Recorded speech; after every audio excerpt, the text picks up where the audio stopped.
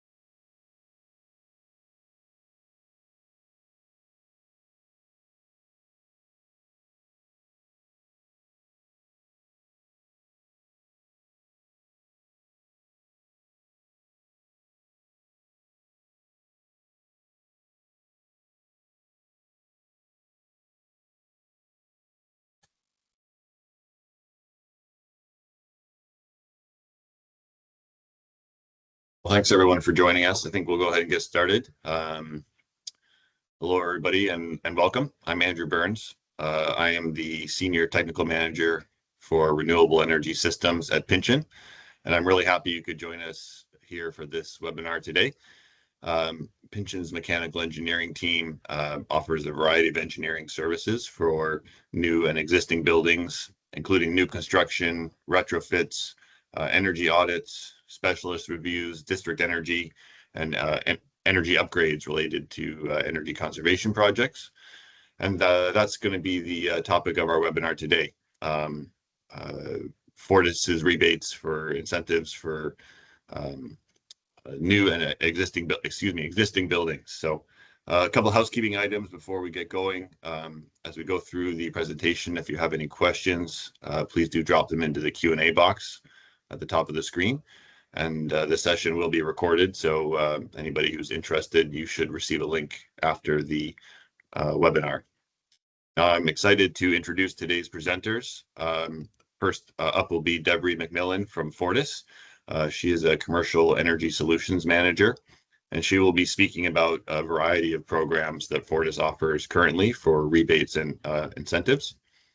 And then Shahid from Pinchin is a mechanical designer, and he will be speaking about two of the programs that we're most excited about. One is the Custom Efficiency Program, which offers a customized energy study at low or no cost, and a custom incentive for energy upgrades recommended out of that study. And the other is Fortis's dual fuel rooftop unit replacement program, which offers great incentives for replacement of out-of-date, low efficiency rooftop equipment with higher efficiency units. And so with that, I'd like to pass it over to Devery, who will present on Fortis's offerings. Thanks, Andrew. Good afternoon, everyone. Thank you for joining. As Andrew mentioned, my name is Devery, and I'm very excited to be here today. I'm going to talk with you about three different topics, particularly energy in BC, some forecasting for what our future energy demand looks like, and then we'll get right into the rebate programs. Before I do the energy in BC portion of the conversation, I'm going to take a little kind of zoom out and look at what it looks like on a global scale. There's been a lot of conversation over the last few years about being in an energy transition, and this graph shows something a little bit different. So if we look kind of particularly over the last 70 to 50 years of energy addition, we're seeing new energy sources brought on for use. So, but we haven't actually seen a transition away from any of those things. So this is something important to remember as we're kind of making decisions about what our energy needs are and what we think we're going to need going forward. This is our global view, but if you're thinking that Canada or particularly BC is a different beast, let's take a look at what it actually looks like for us here in our province. Some of you may have seen this graph before, or chart before. It's really just showing kind of all the different energy sources that we have here. And you may be a little bit surprised to see that between BC Hydro and FortisBC, we provide less than 40% of the province's total energy consumption. And quite a large amount is still being provided for with refined petroleum products. So this includes things like transportation, marine, all kinds of different industrial purposes. But it's important to kind of get an idea of where we're actually at. So then when we talk about what it would look like to transition or add more energy provision, what we would actually need to do in order to achieve that. If we look specifically at the residential sector in terms of heating needs, the provision of heating needs from gas to electric, natural gas is providing about 55% of the heating needs, and then electricity is providing about 35%. And then the remainder is kind of made up with dual fuel systems. On the commercial side of things, gas actually provides between about 70 and 80% of the heating needs. So when we again think about transition and what energy sources are available to us, it's important to know what we're actually using already today to know what kind of options there are going forward. Speaking of going forward, if we want to do a little bit of forecasting, this is a graph from the Northwest Regional Forecast. And so what they do is they make a projection of about every 10 years what our electricity needs will be. So in 2022, this was their projection of the additional electricity we would need. They revised that in 2023 to show an increase of what we were actually going to be needing. And then in 2024, they revised it again. So what brings this on? I mean, it's multiple factors. It's including things like population growth, different legislation or building codes, some transitioning from from gas to electric, and a lot of electric transportation. And so these are kind of accounting for some of these projections. Now, if we want to look at kind of where we're at currently today, in terms of our peak heating needs, where are we at as a province? Or I should say kind of in the North America. So this is a summary from the North American Reliability Council. It's basically like a credit rating of energy availability in these different sectors. And as you can see, BC is actually at an elevated risk during peak season to be able to provide enough energy to the province. So what does that mean for BC? What does that actually look like for us on a day that we're having our coldest days of the year? So this is a snapshot from January 2024. And as you can see, I mean, the systems are functioning how they should be. They were designed together originally, and gas was meant to be kind of for peak load needs. And it obviously did what it was needing to do during this cold snap that we had. If you guys remember, in January 2024, we were actually sending a lot of energy also to Alberta. And I'll get to the import-export portion of what we do in a moment. As you can see, though, we do about almost twice as much energy provision as BC Hydro during those peak needs. Another thing that I'll briefly mention, because I'm from Vancouver Island, so I'm aware of kind of what we have going on there. In the month of January in 2024, we had to fire up what we call the cogeneration plant, which is on North Vancouver Island in around Courtenay-Comox area. And that is a electricity generating station that runs off gas to produce electricity. And for the entire month of January, the consumption of gas required to provide electricity on Vancouver Island and to be able to still support our neighbors in Alberta, we were running at about equivalent consumption to the entire CRD, the Capital Regional District on Vancouver Island. So a lot goes into making sure these systems stay running. So I talked a little bit about import and export. That's part of our business. We do it. BC Hydro does it. It helps with things like mitigating costs for major projects. So we buy and sell electricity and gas across the borders all the time. We do it with Alberta as well, but this map is just showing particularly, well, I guess it kind of, you can see Calgary in the top corner there. So it goes through the provinces into the states. So what we're showing here is that we sell gas to the United States, and then they generate electricity with that gas, and then we buy it back from them as electricity. So this is important to think about, especially in light of like the tariffs and whatnot, and just the cross country, what we're seeing in terms of trades. We want to be as self-reliant as possible, but really, I mean, these are the systems that we have in place. So this is something that we kind of deal with. And there are benefits to it for sure in terms of managing peak heating. Something that I will mention though is that in about, I think it was 2023, StatsCan shows that Canada's imports of electricity increased by about 136% that year. Of that 136%, British Columbia was responsible for 90% of the imported electricity into our country, which may have accounted for the $1 billion that we paid last year in electricity costs. And this is showing kind of what we have been importing and exporting over the last couple of years. So you can see it starts in January 2023. This is around the time that BC actually became designated as a net importer of electricity. So our baseline for importing in 2023 was about 20% was what we were importing. 2024 was about the same. And in 2025, we've increased it to 25%, which means that 1 in every 4 electrons is coming from either Alberta or the United States. You can see here too that there are times during especially the peak cooling season where we had to import up to about 40% of electricity to meet our cooling needs. And that comes at a cost, as does everything, right? So let's talk a little bit about that. So we sell our gas to the United States at about between like $6 and $8 per megawatt hour US. And then we buy it back, as I was mentioning before. So these are kind of the average prices that we pay, between $50 and $70 per megawatt hour. But what if it's peak heating time or peak cooling time and we really need it and we don't get to kind of choose when we can buy things at a decent price? We just have to pay the price that it is. So I didn't have it in me to make an entirely different chart to show you how high this actually goes. You may be anticipating that we pay as much as $100. Maybe it's upwards of $300 or $400, and you'd be way off. It's actually about $900 US per megawatt hour that we pay for electricity during those peak heating needs when we just don't have any other option.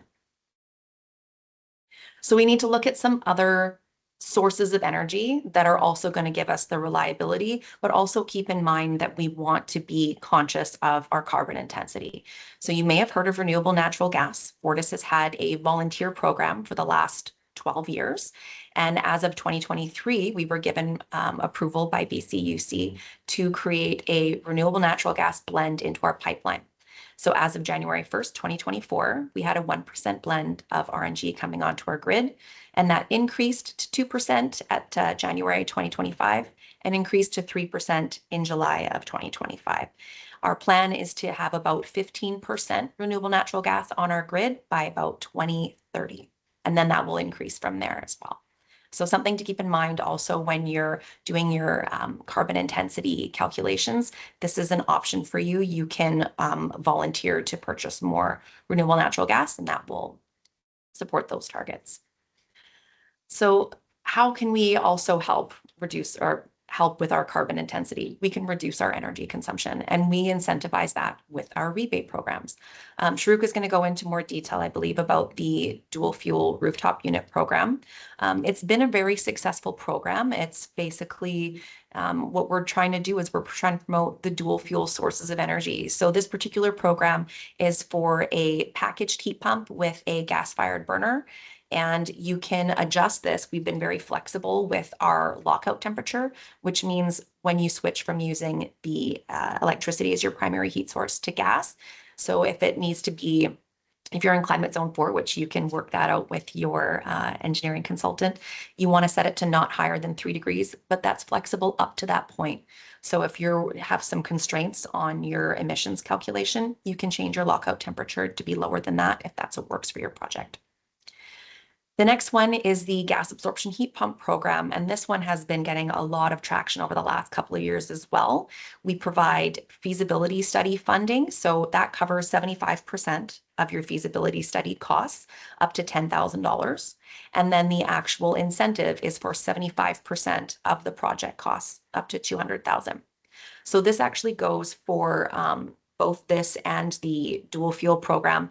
Both of these programs provide incentives that they don't include the GST calculation, but the project cost includes things like your design, your units, whatever amount you need there, your craning costs, your labor, so your refrigeration and gas ticketed labor, as well as your sheet metal. And these are a few of our other programs that we have available. The Commercial and Industrial Heating System Optimization Rebate is a great program. It has a couple of different facets to it. So for your existing equipment where you've got maybe a boiler that you'd like to make more efficient, this includes incentives for O2 trim, parallel positioning, and economizers. The rates vary, the incentives vary depending on the size of the boiler. And then there's also a maintenance feature to this as well. So for your boiler tune-ups that are a little bit more in depth, that is for 75% of those project costs. And for RTU tune-ups, that is a $400 per unit incentive. And that's pretty much almost the entire cost of your annual maintenance for your rooftop units. So if you've got 4 on your roof and you get 4 maintained, you're getting a $1,600 rebate. The next one is the air curtain rebate. So that varies a little bit as well, up to $2,000 per door. And then the next one that is new is the HVAC and building control rebates. This one has a lot of options as well, including a few different things like connected thermostats, recirc controls as well. So a few options there. The thermostats, the connected thermostats are about a $40 per unit incentive, and the recirc controls are about $1,500 per unit. And then there's other options as well in there, especially too if you're interested in doing some additional controls for your new rooftop unit, there will be an incentive for that as well. The gas boiler rebate. So this is for your industrial boilers. So this is for process heating, not space heating, but that's the incentives there for that. And then the next one is the radiant tube heaters. That one varies as well. We've got about 75% of the project costs for that one as well. The last one on the screen is the pipe and tank insulation rebates. So that is for about $4 per linear foot for the for the pipe insulation, and about $6 per square foot for the tank insulation. The direct contact water heater rebates. So this is for direct contact water heaters to help with like laundry facilities, food processing, or dairy operations. So there's a few different details there, but it's about $5 per MBH up to $50,000. The rink deaerator one, I wasn't sure if this would be of interest to anybody who may be on the call today, but the incentive for this one is fantastic. I've done the ROI calculations on it, and your payback is about just under a year and a half because the incentive is just really, really generous. And the last rebate I have on my screen here is for the custom efficiency program. I'm going to leave this to Shahrukh to go into greater detail on that. And so I will pass it over now to Shahrukh. Thank you very much for your time.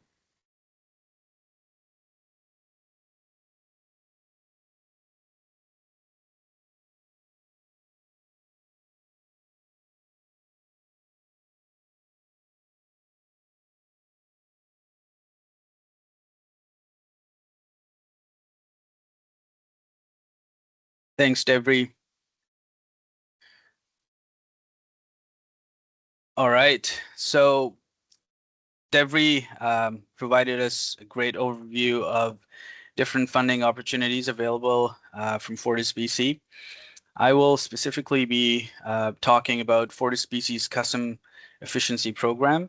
But before I get into it and what it entails, I wanted to briefly discuss the policy and regulatory framework around building sustainability and how it's shaping up in the context of British Columbia, specifically Vancouver. So we at Pinchin, we love to help make buildings sustainable. And for me, really, there are two parts to the building energy sustainability equation. There is, of course, the energy efficiency part, but there's also the GHG aspect, or carbon emissions.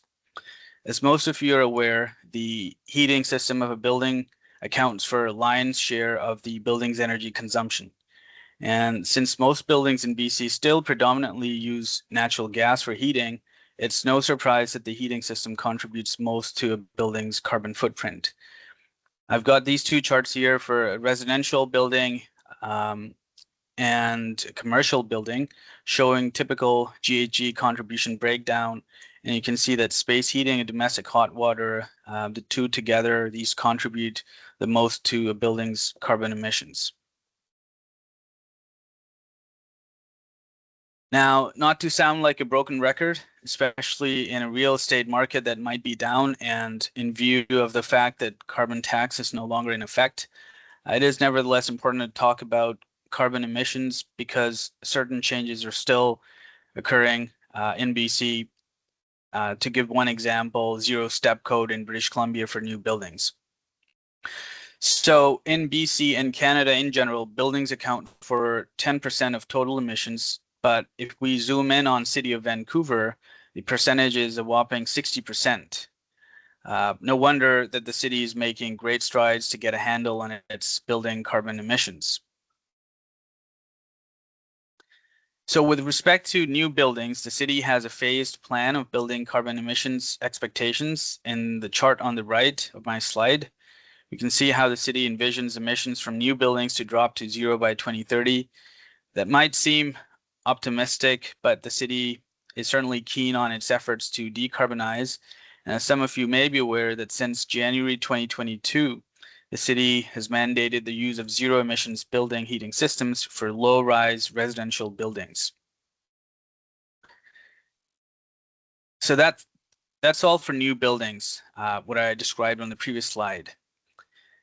Since I'll be talking about FortisBC's custom efficiency program, which focuses on existing buildings, what's the city's plan for existing buildings? So the City of Vancouver has recently enacted bylaw 13742. Actually, it was back in 2022, I believe, and it's basically the annual GHG and energy limits bylaw. So according to the bylaw, all existing multi-unit residential buildings and commercial buildings that have an area of at least 50,000 square feet or more and have 4 stories or more are required to report their carbon emissions. So if you are a building owner or building manager, you will need to report your building's carbon footprint for all such buildings by June of every year for the previous year, that is. And Pinchin, of course, would be pleased to assist you if you need any help with reporting carbon emissions for your building or building portfolio. Now, what's more interesting is what's coming up next. The carbon emissions reporting requirement, as I said, is already in place.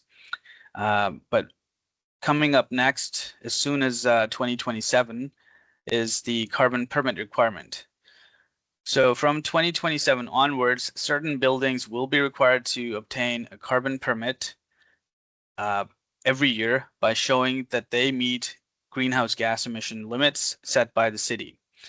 So to start with, buildings that are 100,000 square feet or more and fall into either one of these two categories that I have on the third bullet, my slide, i.e. office buildings or retail buildings, you'll need to ensure that you are no longer above the GHG limit. So that's 25 kilograms carbon dioxide per meter square per year for office buildings and 14 for retail buildings. Now, if you fail to comply with these limits, you'd be subject to a hefty fine of $350 per ton carbon dioxide for every ton above the limit. So this is what is coming up in Vancouver, and as far as I'm aware, other than Vancouver and BC, the City of Victoria is also working something similar, at least with respect to carbon reporting requirements, but there's nothing concrete as yet. So this is a good time to start planning ahead and thinking about revamping your building's heating or HVAC system, especially, as I said, if you have a building portfolio in Vancouver, start mapping out which of your buildings have big ticket items or major equipment that's either reaching end of service life or has already exceeded its useful life. Good time to start thinking about what changes you might need in order to comply with upcoming GHGI limits and what sort of capital you might need. And of course, there is funding available to help you with just that. So FortisBC Custom Efficiency Program, how does this program work? It's a little bit more complicated than some of the prescriptive rebates, of course, but there's really 3 stages to the program. The first is the identification stage. This is where we have discussion around how much energy is being used by the building and what kind of potential do we have. What kind of things would we want to look at? Excuse me. And so you go from having that initial discussion and identifying some potential options to making an application then to FortisBC. So the next step is to complete an energy study, the second item on my slide. And this is where you would retain a consultant from FortisBC's approved consultant list. This is a must requirement. The consultant will then do an energy study looking at these potential measures in more detail. An energy study includes a few valuable things. It includes a baseline energy profile for your building, energy savings from potential energy conservation measures, and of course, a cost estimate for each of those measures, how much it will cost to implement the measures. If all else fails, at least you have a really good study that shows you what the baseline energy profile is and what your energy use and cost is going to be. If there are no measures that are feasible to implement in the immediate future. So the consultant and the building owner come up with a recommended bundle of measures that they want to implement and can present to Fortis for funding. Last step in the process, of course, is to design and build the measure once you've determined the ideal package of energy conservation measures, getting the detailed design done, getting it implemented, and closing out the process. So it's a bit of work with custom efficiency program. Right, so the requirements for qualifying for this program are if you're looking to reduce your natural gas consumption, then you need to show a minimum of 1,000 gigajoules of natural gas savings per year in your energy study. And if you're saving electricity, if you're trying to reduce electricity, then you need to show a minimum of 50 megawatt hours of electricity per year. The other thing that you need to bear in mind is that you need to be a FortisBC electricity customer or be in either one of the 4 areas such as Grand Forks, Penticton, Summerland, and Nelson, and be a municipal electricity customer in these areas.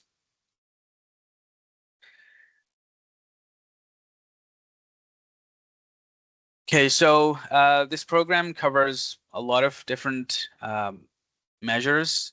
For natural gas, you could be looking at building controls optimization.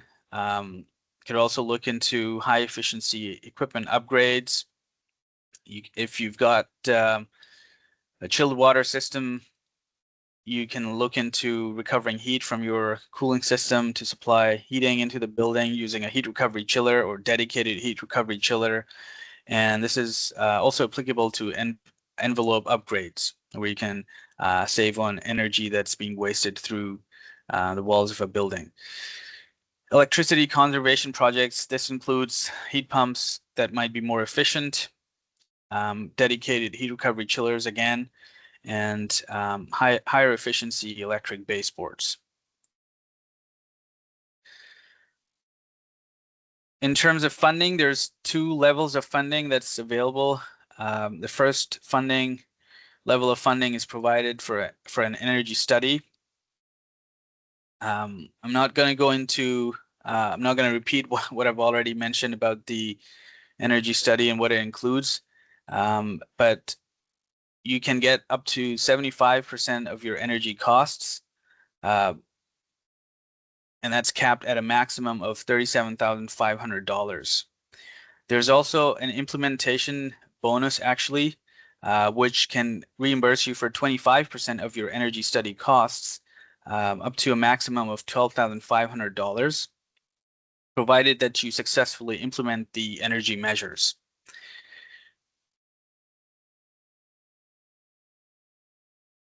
The second level of funding is, of course, the implementation funding when you move to the stage of trying to implement the energy measures. And this covers both engineering design and installation. Funding is the lesser of $6 per gigajoules over the life of your measure for however much natural gas you're able to save. 75% of the invoice project costs, or $500,000 for commercial buildings, or $1.5 million for industrial facilities. So it's the lesser of these three.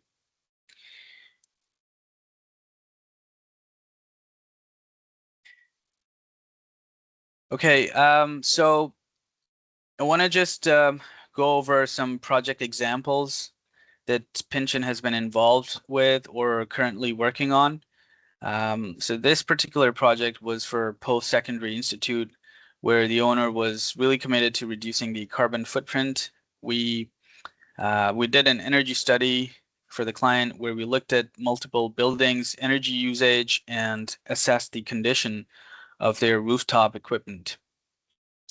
From the energy study, we prioritized 2 make-repair units, which were past the end of service life, and we proposed to replace them with dual fuel heat pumps.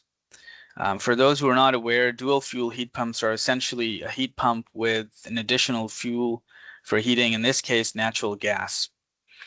The interesting thing I want to share is that off-the-shelf dual fuel units at the time had a certain design configuration which limited electric heating. And we worked with the manufacturer and delivered a custom unit that maximized electric heating and therefore the GHG impact. This project has been successfully implemented last year and is currently being monitored for the project impact. This is another example involving a gas-fired make-repair unit, but because it wasn't feasible to replace the whole unit, we proposed retrofitting the make-repair unit with a VRF system.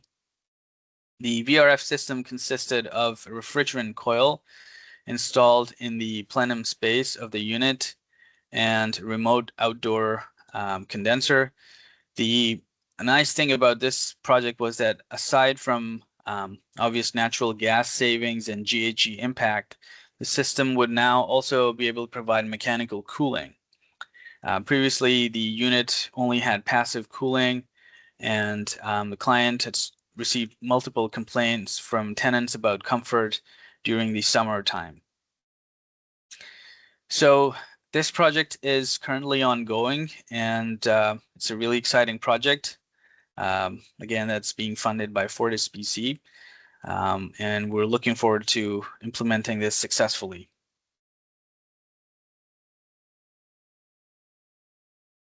Last example I have here is again from a post-secondary institute that we worked with. Pinchin identified that there was waste heat available for recovery from the campus data center. However, to maximize the use of heat recovery, we proposed sort of a mini district energy system where excess waste heat from the data center could be circulated to other buildings on campus. Of course, this would help replace natural gas consumption in not just one building, but multiple buildings. So we use dedicated heat recovery chillers to take heat from the data center and feed it into the building that housed the data center. And whenever there was excess heat, it was circulated around to multiple buildings on site.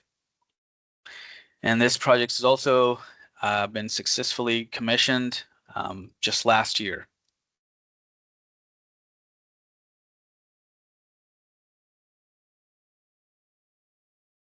Okay, with that, I come to the end of my presentation. Hopefully this presentation piqued your interest. If you already have some projects in mind, that's fantastic. Pinchin would love to help you out, apply, or you can, of course, work directly with your key account manager. And if you're not sure what projects would qualify, that's not a problem. We can help you screen opportunities that might qualify. So feel free to reach out to us, and we'd be glad to help you out. Thank you, everybody. That's it for me. Thanks.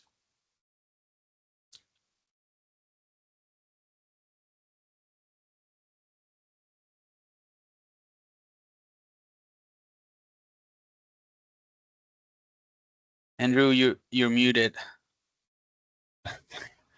Happens to everybody, doesn't it? Anyways, thanks very much, everybody, for attending our presentation. I haven't seen any questions pop up in the Q&A yet, but feel free to raise your hand if you do want to ask something on camera or on audio at least, and we can unmute you to ask your question.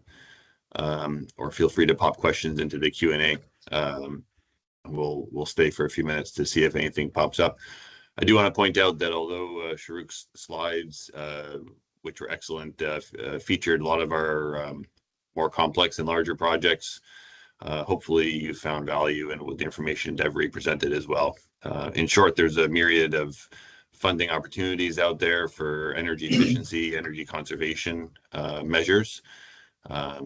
And whether it's something as simple as $400 towards the cost of your annual maintenance on a gas-fired rooftop unit, or a $50,000 custom efficiency study that looks at your entire building's performance and identifies those low-hanging fruits, or something in between. The dual fuel rooftop unit program is great. I'm sure many people on the call have sites where they have rooftop unit equipment currently that's due for replacement. And looking at a dual fuel option is a great way to increase the efficiency, conserve natural gas, reduce carbon emissions. And yeah, it's a great all-around solution for a lot of buildings, and qualifies for a very generous capital incentive funding from Fortis as well. So many great programs out there, and hope that you found this information informative, and will take advantage of those programs in the future. And of course, feel free to reach out to myself or Devery, Shahrukh, or others should you have any questions. I think I see saw one question come in there. Yeah, sorry, I was gonna say, I do see one question, but you can see it there, Andrew. I actually can't, so if you can see. Oh, okay, you yeah, ahead, yes, for Devery, sure, take yeah. it. It says, is there a mandate to have an energy specialist to apply for a custom design study? No, it is not necessary. You can just work with Pinchin and reach out to one of us key account managers just to help you go through the process of making the application. But no, you do not require an energy specialist to go through the program. I think Shahrukh flashed the form up there on the screen, you know, for the custom design study. Usually do fill out a little bit of background information on the building and what the measure might be. So it's good to have some sense as you apply of like what it is that you're doing and what you might save. Fortis will ask some questions around that. But it's something that you can apply directly to Fortis, working with your key account manager, or engage with a trusted advisor or consultant to help identify those measures and come up with initial estimates. But you don't have to submit through Pinchin or an approved consultant to apply for the program. You will need an approved consultant to complete the energy study once the program is approved. So it looks like we got another question, one that's, are school buildings exempt from this 2027 bylaw? Yeah, so the 2027 bylaw requirement is only going to apply to start with, commercial buildings. And as of now, it's not going to apply to schools. That's what the update from City of Vancouver is it's only really going to be, even for commercial buildings, a certain category of buildings. So buildings that are 100,000 square feet or more is what they're going to start with. And probably it'll go down as we go further into the carbon reduction pathway the city has. But as of now, the schools are not included in this. And the current GHG targets are not excruciatingly painful to achieve, even with gas-fired equipment. But I think the intention is that those will start to ratchet down over time, slowly implementing, higher efficiency standards. So if you have a building that's a real pig, a real energy hog, you might be exceeding those thresholds, commercial retail buildings. But in the future, those thresholds could be expected to be lower. I have one question, Devery, maybe on the renewable natural gas offering from Fortis. Is it still available that businesses can purchase up to 100% renewable natural gas? Yeah, great question. It is up to you what percentage you would like to purchase. You can do anything from 5 all the way up to 100%. I'll actually maybe share, if you don't mind, a brief little story. There's a university on Vancouver Island who had some really lofty goals of reducing their emissions significantly by 2050. And they have gas consumption on site, and their estimate for costs and time to electrify a lot of their buildings was somewhere between $24 and $42 million and a number of years. And so they opted to become a 100% renewable natural gas customer. And that actually allowed them to achieve their emission reduction goals of 2050 2 years ago.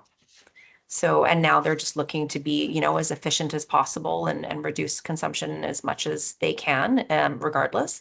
But it's certainly helped them meet some targets that they thought were not even possible. So yeah, it's a great option.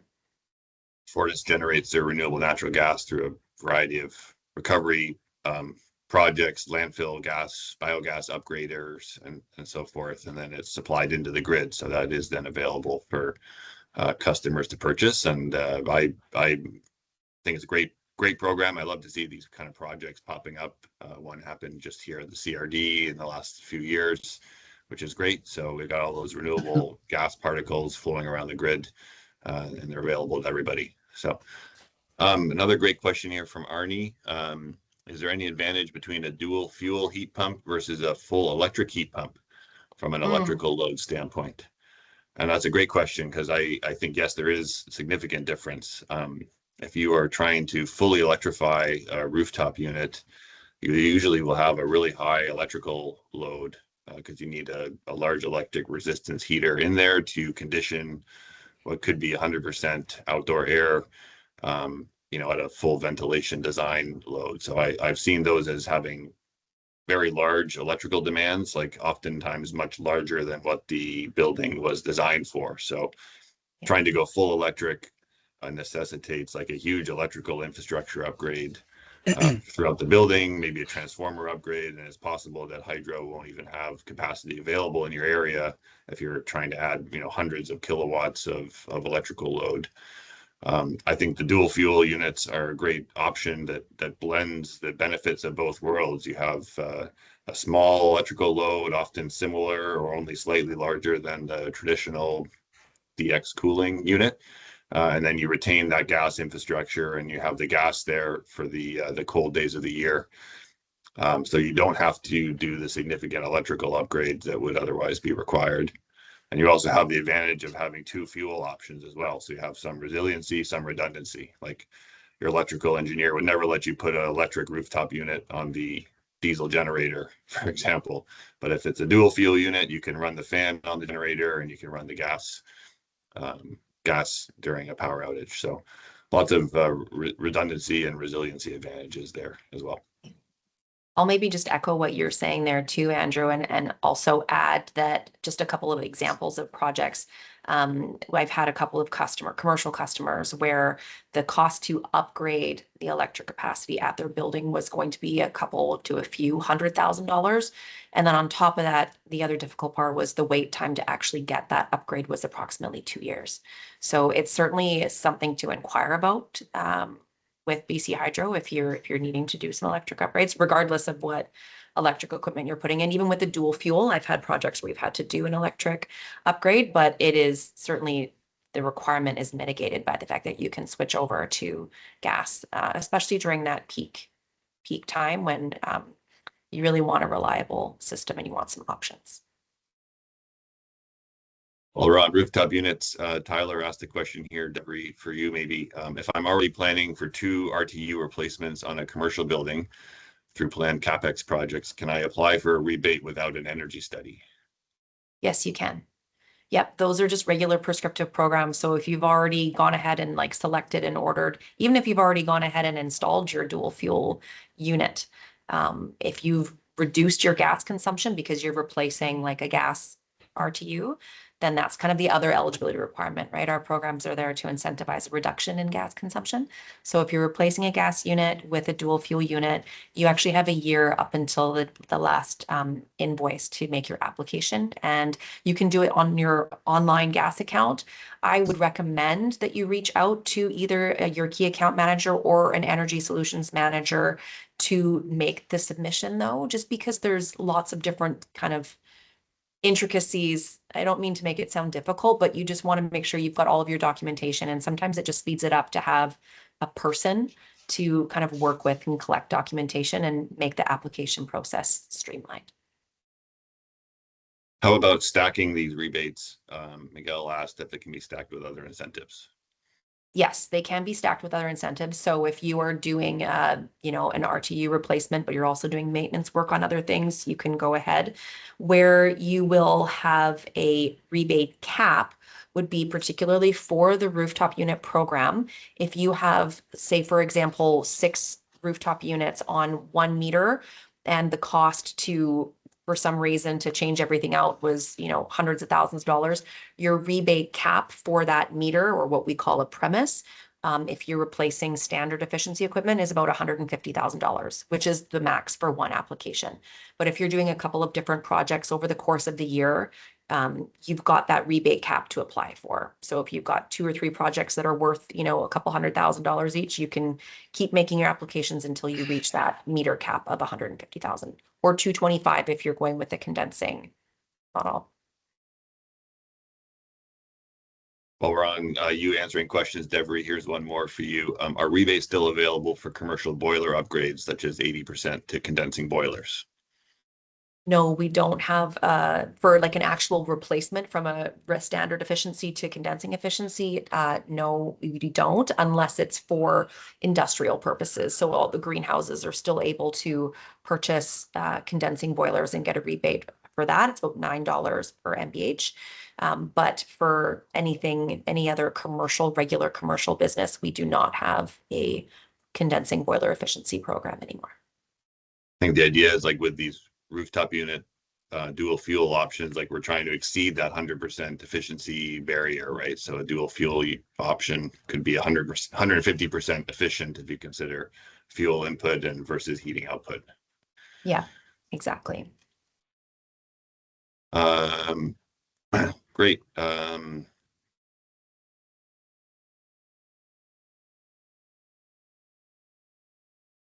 I'll maybe add too, just well as qualification. oh, sorry, Andrew. I was going to say I should have added earlier when I was speaking briefly about the RTU program that it is 30% up to those amounts that I mentioned. But if you are a nonprofit or Indigenous or band organization, then your incentive is for 50% of those costs up to the same project cap. One more for you, Devery. For qualification, Miguel asked, in downtown Vancouver, if you're on the Creative Energy STEAM system, can you still qualify for the program if you're saving steam consumption rather than direct use of natural gas? Now, I have a comment on this. I have done a Fortis custom study before for a Yeah. downtown Vancouver building, and it was approved a couple years ago as a indirectly conserving natural gas by conserving steam. So that's my own experience. I don't know whether that's evolved in the last year or two, but Yeah. um, My recommendation would be to ask specifically about that project and get a written confirmation that that is would still be eligible. But I agree with what Andrew is saying. I mean, sometimes the gas reduction is indirect, but it's still there. So it's a good thing to inquire about.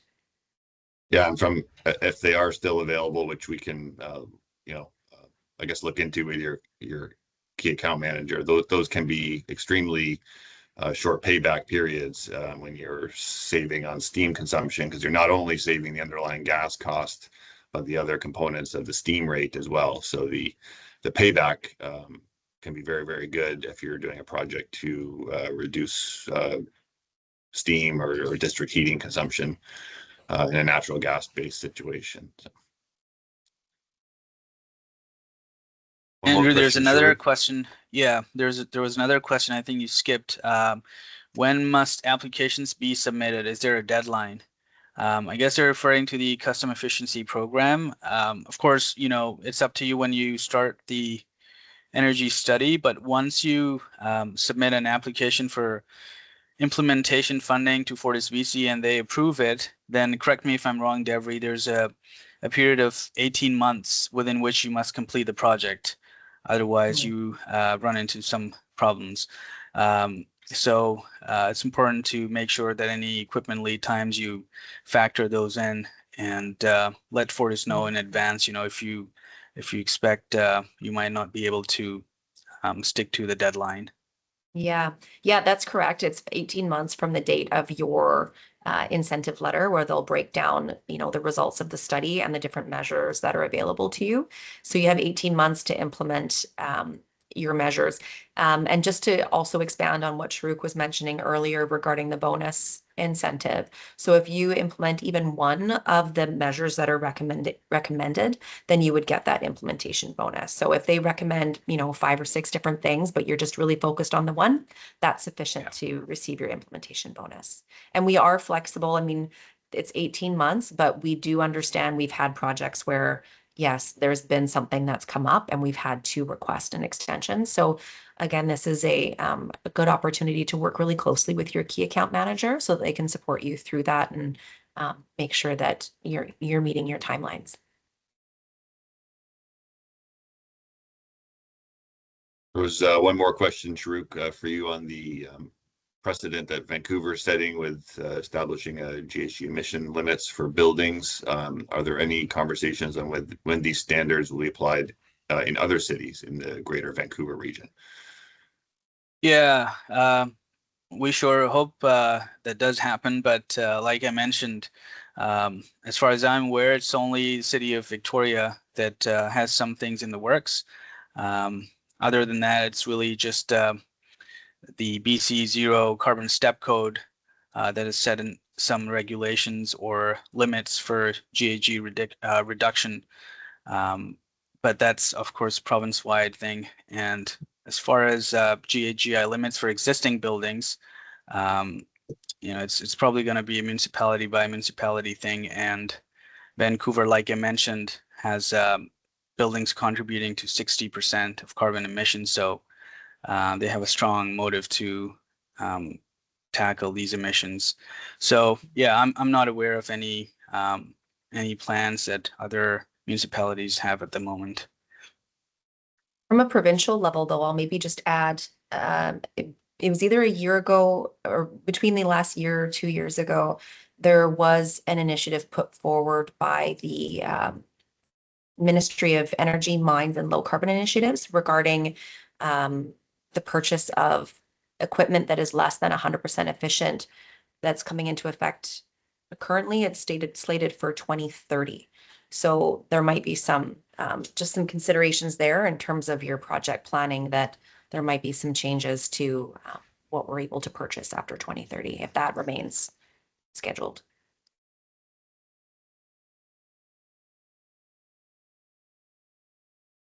Great. Well, thank you very much, everybody. I don't see any other questions having come in, but our contact information was shared, and I think you'll receive it as well through the recording link that should be distributed to everybody in the call after this webinar concludes. Without any further questions, thank you very much for your time. Enjoy 6 minutes more of your lunch break, and hope to talk to you soon. Thank you for joining. Thanks, everybody.